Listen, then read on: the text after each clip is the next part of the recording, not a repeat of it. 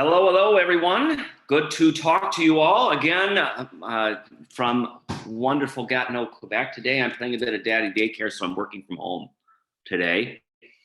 Again, for those of you just joining me for the first time, my name is Mark Buzan.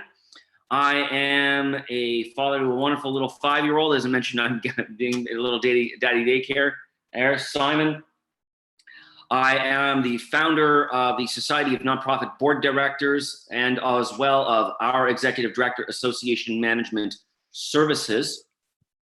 If you'll note that today we're joined today, I guess, by a number of us, so the fans, if you will, of the Society of Nonprofit Board Directors. You can find out us as well, as I mentioned, through the page for the Society of Nonprofit Board Directors on Facebook. We're broadcasting as well from Periscope and from YouTube as well. So today we're going to be picking up on the last conversation we got started, which was the whole aspect of how you could go technically from where my case study, where I work with an association where we only had 3 partners, 3 sponsored partners, if you will, and move that up towards 36 partners. $525,000 in brand new revenues in a span of 2.5 years.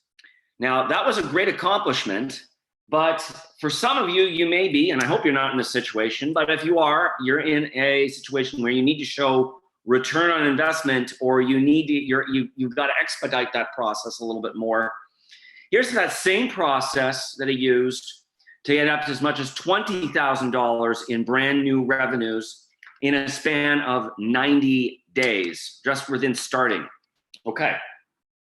So if any of you are really interested in knowing a little bit more about this, let me know and send us some comments there, just for a little bit more for housekeeping purposes. We're gonna get this recorded as well.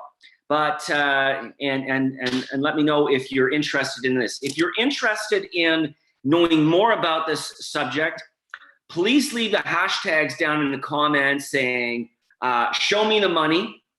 If you're watching this live, please say that you're live as well. And if you're watching this as a replay, play, hashtag replay as well, show the money.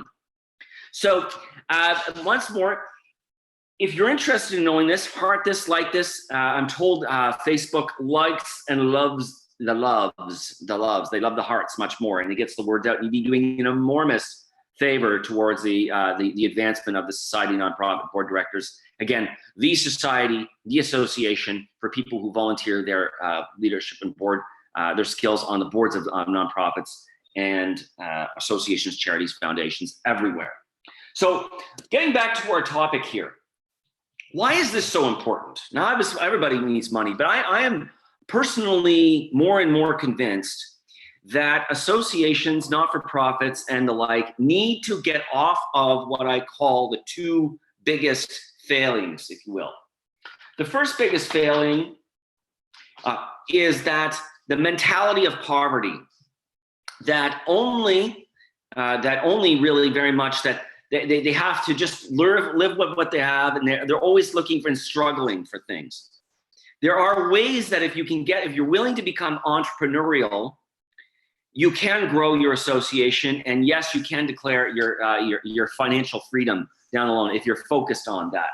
The criteria for that is to drop the mentality of poverty. Again, nonprofit does not mean poor. It does not mean you don't make profit. Nonprofit means that the monies that your organization make are all reinvested into the mission of the organization. There's a far big difference than that, okay? So if you can drop it, I think first and foremost, it's a mentality thing.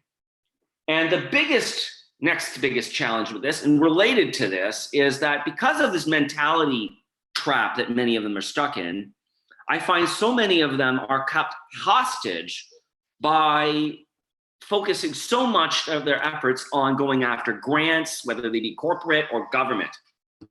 I think the latter, frankly, in my opinion, experience has been worse, but maybe if you've got comments or anything like this, please, I'd love to entertain in a dialogue with this. The biggest problem I've got with those particularly the latter, is that they can be such fickle partners to work with. They're with you one day, and then perhaps next another. Changes happen in government policy, and your issue is no longer the top flavor of the day. The other biggest problem with that happens often enough with corporate grants, government as well, is that very few of them really want to or are willing to invest in capital costs. It costs money to hire good paid staff. You have to be able to be willing to do that. You've got capital costs to put the lights on. You've got capital costs to pay for IT and all our other things to keep an organization forward, moving forward as well. So when I started off with the Society of another one of my organizations I work, which was the Association of Consulting Engineering Companies, we had just 3 partners, 3 sponsors that had been with the organization for a long time, and they'd been great. They just bought into the mission, but the association realized that it was time to diversify their revenues and to increase their financial capacity because of a variety of things that happened in their environment meant that unfortunately they found themselves with a few projected years in the red. So I set out very succinctly and targeted because we knew that although I had a long-term objective of $300,000 in brand new revenues to acquire in 3 years, we wanted to make a big punch and show before the board that progress was going to be happening. And we only had a conference coming up in early fall, and it was June. We wanted to show some impact. So I set out very clearly on 3 primary steps to really rush this process forward. First, we went out and got really clear about what our assets were, our valuable assets were, by talking to our current and past partners, what they valued. 2, we went very clearly out and we built, most importantly, a prospect list. So often I hear about associations, not-for-profit charities, and I ask them what's in their database. Maybe they have some sort of a CRM, Razor's Edge, whatever that may be. I'm talking about building a fundamentally important, high-impact list of prospects that you really want to go in, and based on what you think that you could really add value to their marketing objectives. This goes back to what I was talking about, changing the mentality, is approaching fundraising, approaching sponsorship very much like an entrepreneurial initiative, matching up your mission with that of how a company or donor or whatever that may be they're looking to accomplish as well. So we built this high impact prospect list, and I went out to market. Let me tell you something. And we took an approach of not just taking what I call which is a big problem, what we call the GSB, the gold, silver, bronze. Thou shalt take our logo, slap it up, and we'll charge a hefty price for it, and you will be happy with it, won't you? No. Went out very clearly and consulted and said, what works for you in your marketplace, and how can we assist you? And the result of that in the end was some $20,000 in brand new revenues by the time that we went to that conference as well.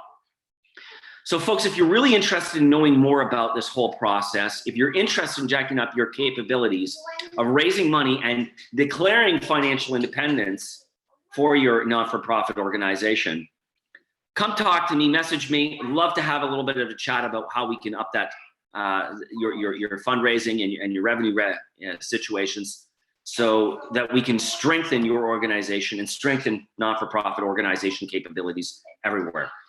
Thanks very much. Heart this message, share the message out. Thanks again, everyone.